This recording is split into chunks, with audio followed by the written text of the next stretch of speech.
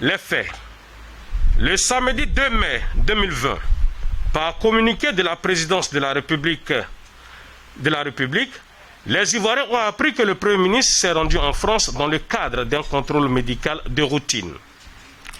Cette information a donné lieu à des supputations aussi effrénées que malsaines de la part de certains de nos concitoyens qui voyaient là une aubaine pour dénier au Premier ministre Amadou Gon Coulibaly sa capacité. Ce jeudi 14 mai 2020 s'est tenue une conférence de presse au sein d'AGC TV où le club des amis de Gon Coulibaly a décidé de se prononcer sur l'actualité politique nationale et lever le voile sur les rumeurs à l'endroit de l'état de santé du Premier ministre Amadou Gon Coulibaly. Ibrahim Khalil Konaté, président du conseil régional du handball, superviseur du comité d'organisation, rassure. Au regard donc de plus de 3 millions de mails, au regard donc de plus de 1 700 000 messages, vous me direz que sur 25 millions d'habitants, le ratio n'est pas important, mais tout le monde n'a pas le numéro de Khalil Konaté ou le mail de Khalil Konaté à fortiori, le mail du Premier ministre ou le portable du Monsieur le Premier ministre.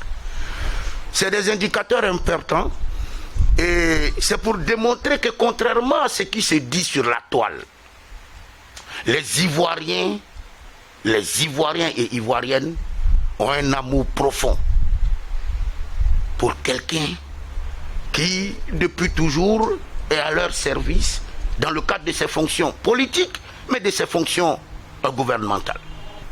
Vous, journalistes, vous avez le droit d'aller prêcher la bonne nouvelle à travers cette déclaration qui va être faite pour dire que très bientôt en Côte d'Ivoire, tous les Ivoiriens, unis comme un seul homme, vont aller dans la mesure de nos possibilités, de nos capacités en termes de respect des mesures barrières. Et j'espère que ces mesures barrières seront levées dans des avenirs très proches.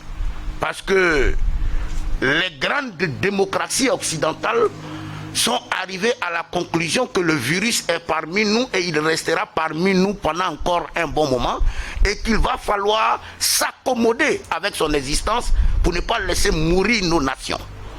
C'est de cela qu'il s'agit et nous ferons toutes les démarches administratives en rapport avec l'état d'urgence, en rapport avec les mesures sanitaires qui ont été édictées, en rapport avec les mesures de distanciation sociale qui ont été édictées par le gouvernement, de sorte à ne trahir aucunement, de sorte à ne faire que respecter scrupuleusement tout ce qui a été indiqué par son Excellence, Monsieur le Président de la République et le gouvernement de l'État de Côte d'Ivoire. Hier, nous étions inquiets parce que l'information avec l'arrivée des réseaux sociaux, c'est pas facile. Et nous sommes rassurés aujourd'hui que notre mentor se porte bien, notre candidat se porte bien et c'est un plaisir pour nous de nous réunir. Ça peut être en prière. La mobilisation peut être en prière aussi. La mobilisation aussi peut être aussi festive.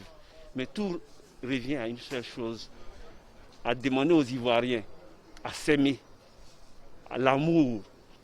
Parce que c'est dramatique de constater que les Ivoiriens ont cet esprit mortifère. Chaque fois quand un Ivoirien, quand on n'est pas d'accord, on n'est pas d'avis avec quelqu'un, on a cette pensée-là, il faut que ça quitte en nous.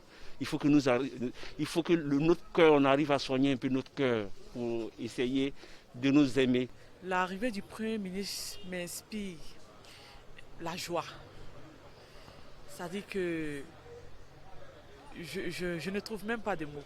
Parce que je suis tellement contente, ça fait combien de jours je ne dors pas. Je réfléchis à la stratégie. Comment est-ce qu'on va s'organiser pour lui réserver un accueil chaleureux.